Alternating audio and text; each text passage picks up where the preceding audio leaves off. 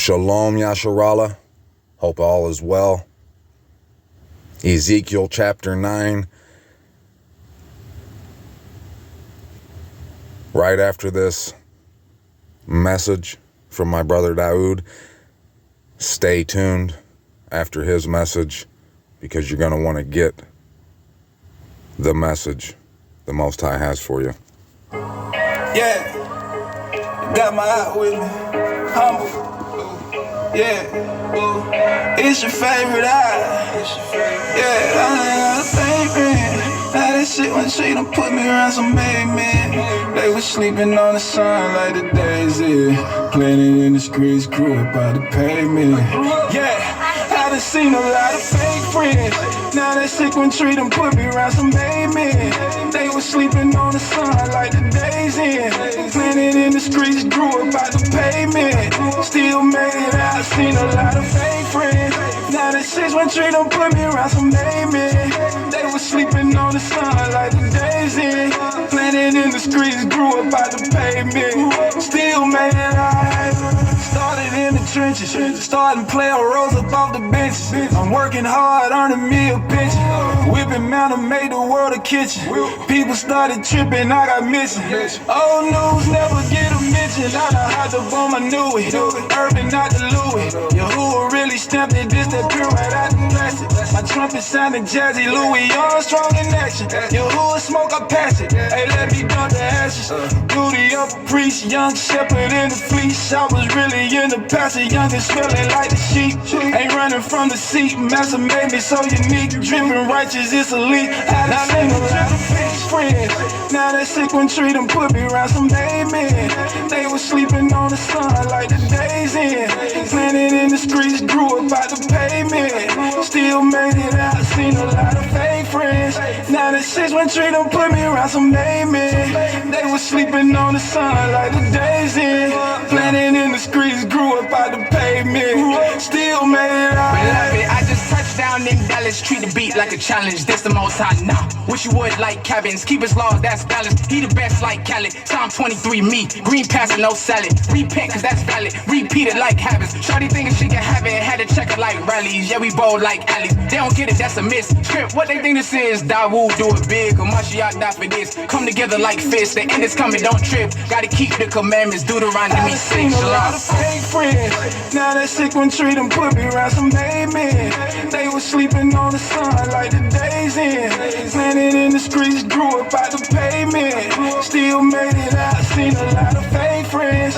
Now that 6-1 tree done put me around some made men. They was sleeping on the sun like the days in. Planted in the streets, grew up by the pavement. Still made it out.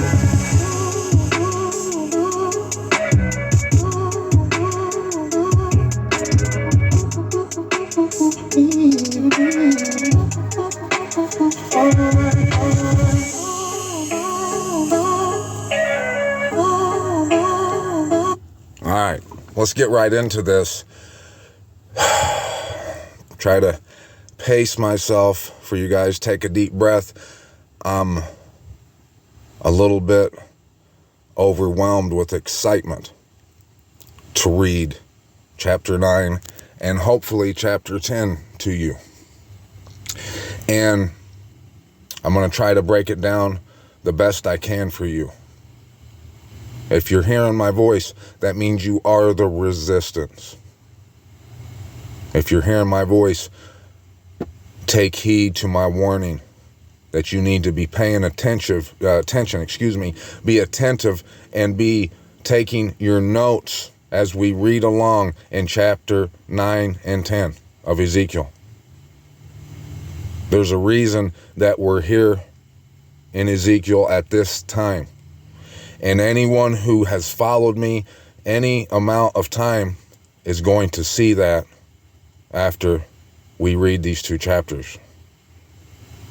Let's get right into it. Verse 1. And he called out in my hearing with a loud voice, saying, let the punishers of the city draw near, each with his weapon of destruction in hand. And look, 6 men came from the direction of the upper gate, which faces north, each with his battle axe in his hand. And one man in their midst was clothed with linen and had a writer's inkhorn at his side. Now, you should know that the word linen means that he's walking in righteousness. Does that mean he thinks he's holier than thou? No.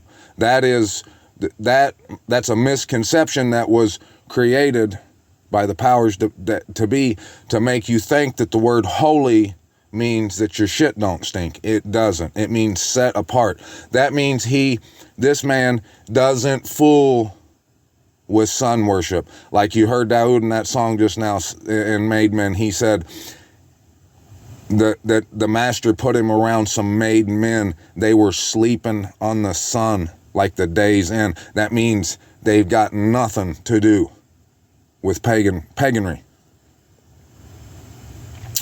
That's what it's saying here about this man in linen, that he's walking upright. He's upright of heart. That's what that means. But the second term, the second description it gives says that he had a writer's inkhorn at his side. I'm just going to be honest with you. Me and this term, writer's inkhorn, I've been looking at this term for the last 2 days. And it's what's got me so excited that I can barely contain myself. And you might ask why. Well, we're going to get into that one step at a time. But at first glance, when I first read this, and I'm going to tell you this too, I've read Ezekiel throughout my life, here and there, but I have no idea what it's going to say in chapter 11. I didn't know what it was going to say in every chapter that I've been reading in my videos up to this point right now.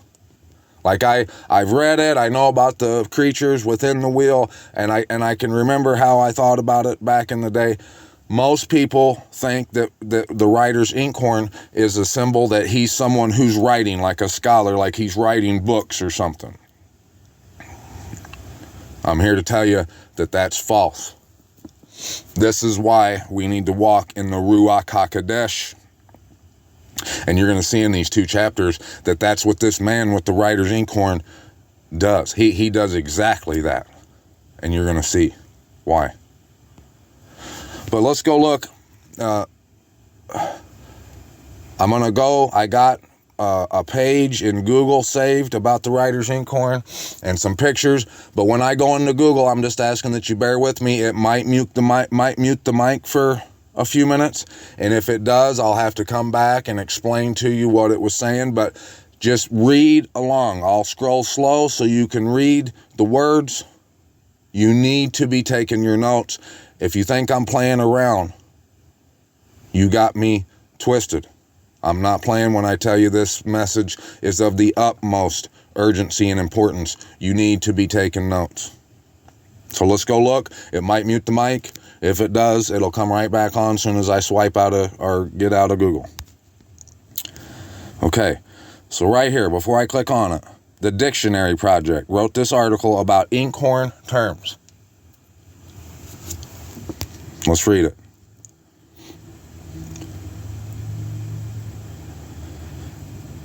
Inkhorn terms. Toasting, Joe McKay's Crazy About Words, toasting our language since 2003.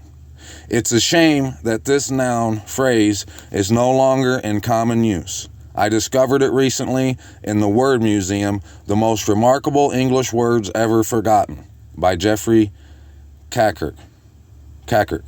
I was relieved to know it, because I have long felt at a loss for what to call all the wonderful words, phrases, and expressions writers come up with to make our language more vivid. I have, at times, referred to them as writerly inventions, but that's not a name that sticks as inkhorn terms once did. So, an inkhorn term is used to characterize when a writer would use colorful language to better to put more emphasis on what he was writing about. The words that writers and speakers invent or derive to enhance and color our communications ought to have a name. If the tips of shoelaces deserve aglets, from French, agile for needle, then surely a noble handle is due what were once called inkhorn terms. I understand how it faded from use. Who knows anymore what the heck an inkhorn is? Even ink is not understood as it once was. That right there, for those of you who've been paying attention, that right there kind of sums up what my whole message has been. The reason the background noise of my videos sounds the way they do. My messages are hard to hear, but that doesn't change the necessity of them. You have to work at it. But the truths that the Most High has given to me to share with you, like the truth I'm sharing right now, is to be heard. But it's never going to tickle your ears. It's going to, I say words all the time like bottom of the Nikes, kiss my ass. And this is what my whole message has been about the power of words and how we need to understand and use truth. Let truth guide us. That is what it means to walk in the Ruach, in the Holy Spirit. Yes, it does. And you're going to see that in chapters 9 and 10. Excuse me.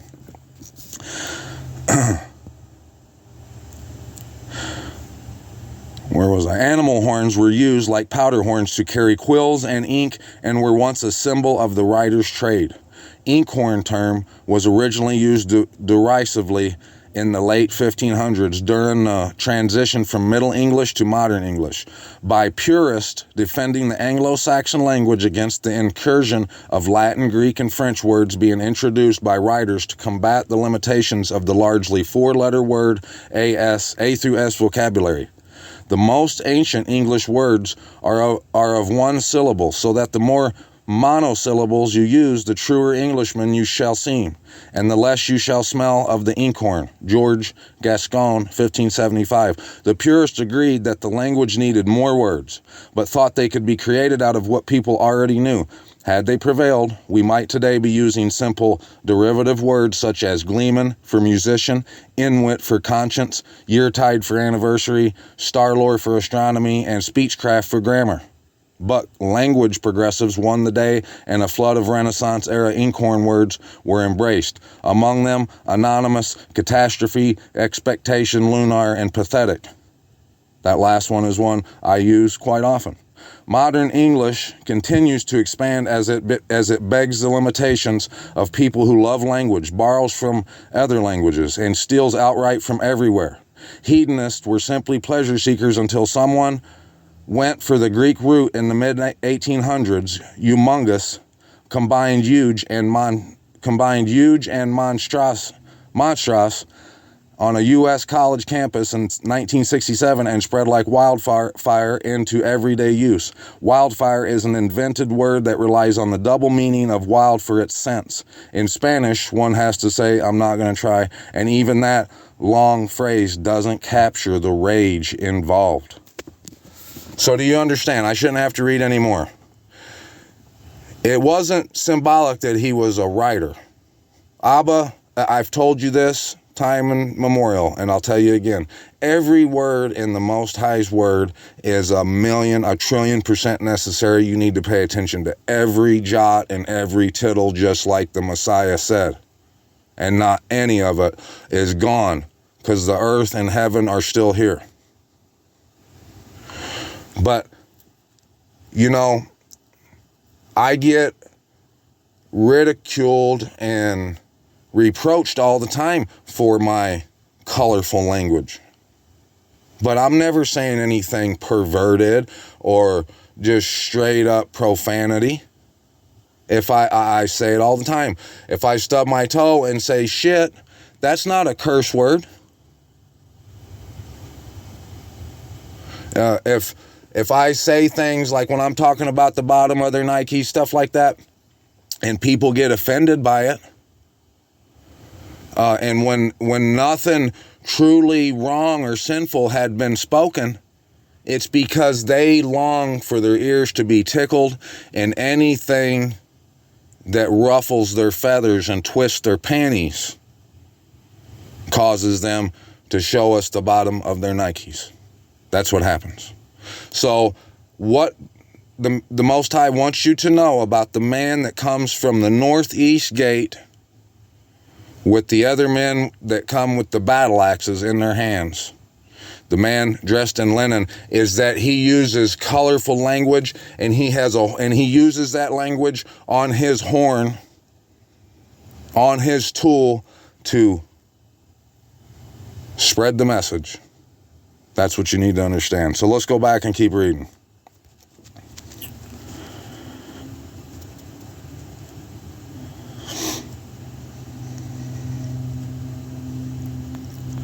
Okay. Inkhorn at his side. And they came in and stood beside the bronze slaughter place. And the esteem of the Most High of Yasharal went up from the cherub, where it had been, to the threshold of the house. And he called to the man clothed with linen, who had the writer's inkhorn at his side. And Yahuwah said to him, pass on into the midst of the city. Pass on into the threshold, across it, into the midst of Jerusalem. And you shall put a mark on the foreheads of the men who sigh and cry over all the abominations that are done within it, who are sleeping on the sun like the day's end.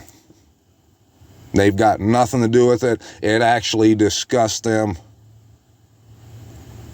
And they're appalled by it and what it's created. What a travesty it's been on mankind. Including the fact that the people, mankind that has done this to themselves, they don't even see it. They're blind to it. And to the others he said in my hearing, pass on into the city after him and strike. Do not let your eye pardon nor spare. Kill to destruction old, young men, maidens, and children, and women, but do not come near anyone upon whom is the mark.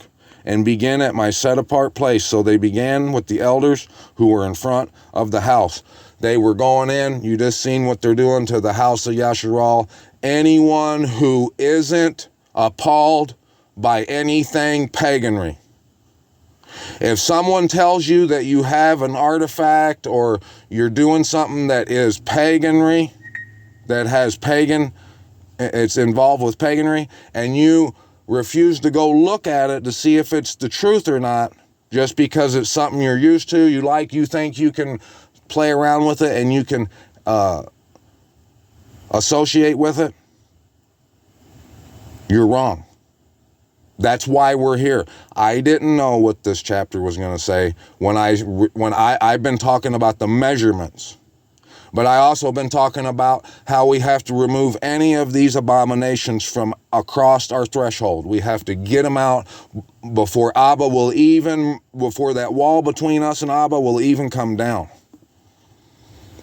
And the only way to get it down is with the truth. You have to be a lover of the truth. You have to seek it wholeheartedly, which is exactly what it means to be walking in the Ruach HaKodesh.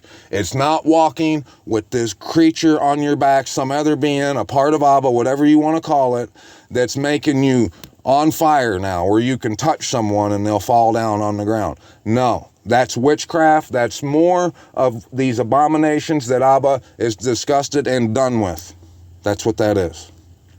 When you walk in the Ruach, that means you walk in the truth because you love it and you want to know all of it, as much of it as you can. And any subject that you're looking at, you want to know the truth of that matter.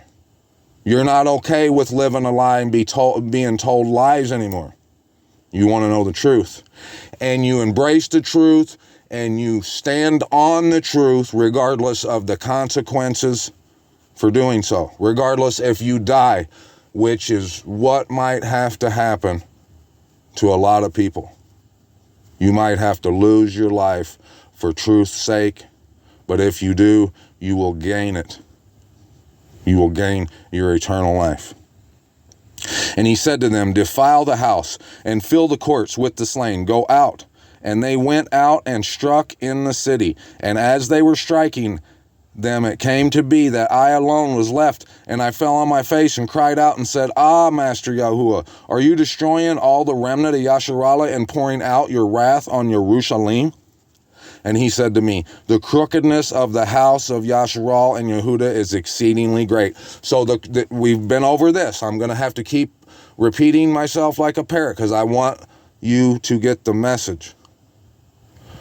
When he says crookedness, it's Christianity. It's anyone who appears to be religious or spiritual that they claim to love the Most High and worship Him and follow Him.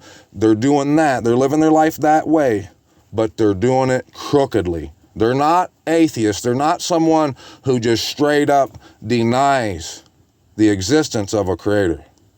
They're someone who's doing it in a crooked way. That's what that means. The house of Yasharal and the house of Yehuda, their crookedness. And it is exceedingly great, and the land is filled with bloodshed, and the city filled with that which is warped. You see, it's warped. For they say, Yahuwah has forsaken the land, and Yahuwah is not seen. You see, they literally aren't saying that. You don't see people going around saying, He's forsaken the land. But their actions will tell you exactly that. The things they do, how they live their life, they're more worried about a paycheck. They're more worried about attendees. They're more worried about what their friends think of them. They would never come out and say something truthful that's highly controversial that will get them put under the microscope by those they revere. They will not do it. They would rather stay on the bench and keep it warm and hope that this is all just a figment of everybody's imagination. They say Yahuwah is a myth with their deeds and their actions. But I'll tell you, in fact, they're all full of jokes because He's more real than anything that exists. The definition, the meaning of Writer's Inkhorn, for those of you who've been listening for a while, who've been following me, that right there should be confirmation of what this is all about, why I'm even on my horn, right here, doing what I do.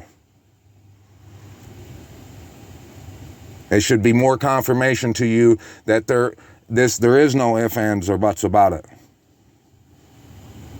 You either believe or you don't. You can say He exists, but if your actions say otherwise, you don't really believe He exists.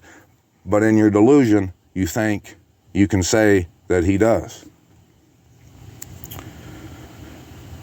But as for me, my eye shall not pardon, nor would I spare. I shall recompense their deeds on their own head. And see, the man clothed with linen, who had the inkhorn at his side, reported back and said, I have done as you commanded me. Chapter 10.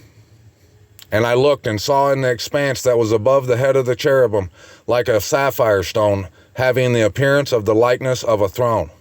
And he spoke to the man clothed with linen and said, Go in among the wheels under the cherub and fill your hands with coals of fire from among the cherubim and scatter over the city. And he went in before my eyes.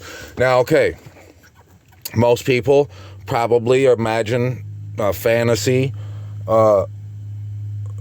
playing out in their mind, thinking that this literally might happen in a sci-fi novel or something like that. That he would literally stick his hands in the fire, pull hot coals out, and scatter them on the city.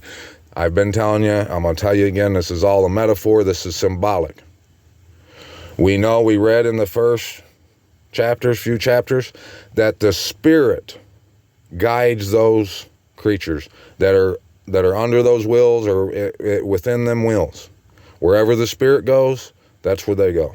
And we know the Spirit is truth, the Spirit of truth, those walking, loving the truth, following the truth wherever He goes. And so what would it mean if He reached in that fire and was given hot coals that he would sprinkle out on the city. His job was to go in and mark anyone who cried and sighed, who was appalled, who slept on the sun, like the day's end, who sleeps on paganry, who has nothing to do with it. It actually makes his stomach turn just looking at it, any of it. He wants to know if there's anything he might be doing that might still be involved with it. And if it is, bye-bye. That's truth. Those coals coming from the Spirit of truth are hot, burning, controversial truths, revelations that throughout history man has searched for. The Most High has given them to me, tons of them, and I can go back over with anybody all of it. You can go back through my videos, enjoy the ride. But anytime you want to know what I'm talking about, I would be glad to explain it, because you see, that's my job, to sprinkle those hot coals upon the whole city. You see? And that's what I've been doing. That's what I'm going to continue to do, Abba willing. And the cherubim were standing on the south side of the house when the man went in, and the cloud filled the inner courtroom. And that means the protection of Abba followed. And the esteem of Yahuwah went up from the cherub over the threshold of the house. And the house was filled with the cloud, and the court was filled with the brightness of the esteem of Yahuwah. You see that? I told you, in order to survive, you have to give all esteem. We're coming. We've come to the gates. We're crossing over that threshold with nothing but esteem on high for the Most High. And we're spreading truth, and it's going to catch like wildfire. And the sound of the wings of the cherubim was heard in the outer court, like the voice of El Shaddai when he speaks. I've told you that El Shaddai means of mountaintops. Shaddai means mountaintops. There's a reason he said that. And it came to be, when he commanded the man clothed in linen, saying, take fire from among the wheels, from among the cherubim, and he went in and stood beside the wheel, and the cherub stretched out his hand from among the cherubim to the fire that was among the cherubim, and took some and put it into the hand of the man clothed with linen, who took it and went out. And the form of a man's hand was seen under the wings of the cherubim. That means that truth is going to be given to man now. These fiery pearls, great pearls of truth that will just melt away any dross of paganry, of lies, of falsehood that may still be wherever those coals land. And I looked, and I saw 4 wheels beside the cherubim, 1 wheel beside each cherub, and the wheels' appearance was like the color of beryl stone.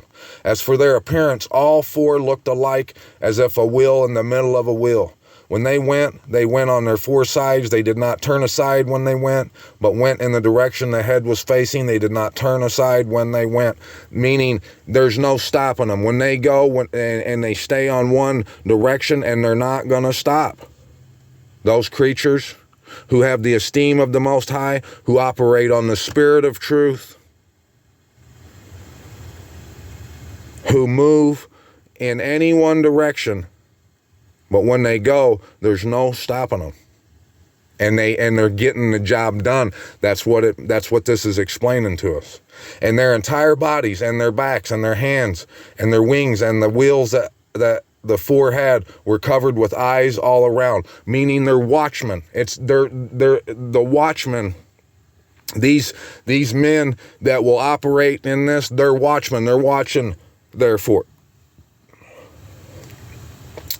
The wheels were called, in my hearing, wheel, and each one had 4 faces. The first face was the face of a cherub, and the second face the face of a man, and the third the face of a lion, and the fourth the face of an eagle. And the cherubim were lifted up. It was the living creature I saw by the river Kabar. And when the cherubim went, the wheels went beside them. And when the cherubim lifted their wings to mount up from the earth, the same wheels also did not turn from beside them. When they stood still, the wheels stood still. And when one was lifted up, the other lifted up itself up, for the spirit of the living creature was in them. And the esteem of Yahuwah went from the threshold of the house and stood over the cherubim. And the cherubim lifted their wings and rose from the earth before my eyes. When they went out, the wheels were beside them, and it stood at the door of the east gate of the house of Yahuwah, and the esteem of the Most High of Yasharallah was above them. It's right here at the east. I've been telling you, I'm on the east. I'm at the east gate. I'm right on the Mississippi right now. I've been up and down it. Back and forth. I've been telling you that. And I've been telling you that that is the gate, the east gate, where the physical land of the Most High is. Yes, it is. It was the living creature I saw under the Most High of Yasharal by the river Kabar, and I knew they were cherubim. Each one had 4 faces, and each one 4 wings, and the likeness of the hands of the man was under their wings.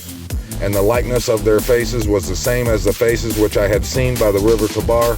Their appearances and themselves, each one went straight forward. Straight forward, meaning we're not here to tickle your ears. This truth is gonna sound hard. It's gonna be hard to hear. But don't be like the Messiah's buddies who, after saying it was too hard to hear, left him to walk alone on that road because you couldn't handle anymore, because it ruffled your feathers too much. The language that was used to describe it and to relay the message was too colorful for you. Your ears should never be that soft. There's a lot more things that you have to go through out here in the world than someone bringing you the message, the word of Abba Yahuwah, the Most High, our wonderful Creator. It should be no problem. It shouldn't be any issue at all for you to receive the truthful words of the Most High coming from someone who gives him all praise, all honor, all glory, and all esteem, face down all the time.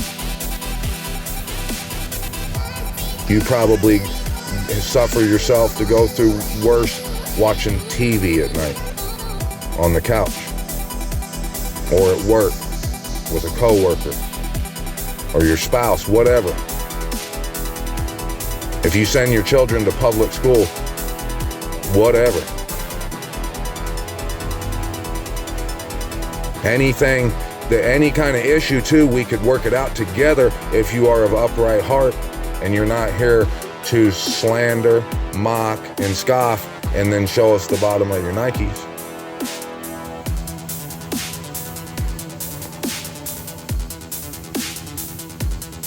I hope you got the memo.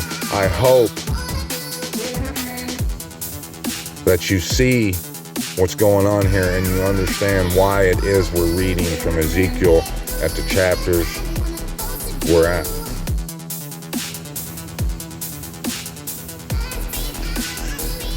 If not, bye-bye.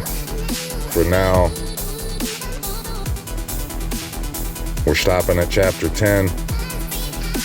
Next time you hear me, chapter 11. Let's get it, baby. Peace out.